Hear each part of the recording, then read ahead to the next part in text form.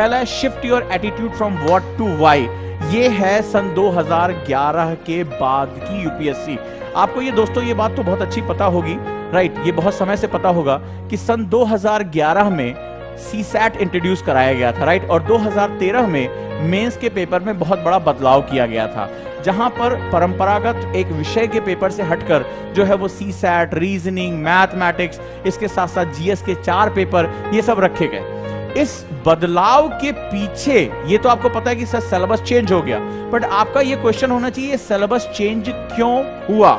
ये बहुत ही महत्वपूर्ण है। और यूपीएससी के जो प्रीवियस चेयरमैन थे दीपक गुप्ता साहब, जो यूपीएससी में आपके हेड होते हैं, उन्होंने एक बड़ी महत्वपूर्ण बात कही थी कि हमें, अब उनसे पूछा गया कि आपने इतना तामझाम क्यों, कितना बदलाव क्यों किया, आंदोलन हुए, उनके खिलाफ जो है वो नारे लगे, सरकार के खिलाफ नारे लगे, सरकार दबाव में आ गई, लेकिन सरकार टस से मस नहीं हुई। उसके पीछे डीओपीटी की रिपोर्ट, वीरप्पा मोइली कमेटी की रिपोर्ट और तमाम जो है रिपोर्ट्स जो थी, उससे पहले होता कमेटी की रिपोर्ट्स, ये सब थी। उन्होंने कहा कि हमारी ब्यूरोक्रेसी, जिसका आप पार्ट बनने का सपना देख रहे हैं, जो आप पा सकते हैं, उस ब्यूरोक्रेसी में अक्षमताएं बहुत हो गई हैं। वो बदलते विश्व के हिसाब से उसकी वर्किंग प्रोसेस नहीं बदल पा रही है। दुनिया, आज भारत एक ग्लोबलाइज वर्ल्ड का पार्ट है, एक वैश्वीकरण का भाग है, और हमारी ब्यूरोक्रेसी अभी भी वो तोंद निकाला हुआ बाबू जो हम पिक्चर में देखते हैं, वो हमारा काम नहीं कर सकता।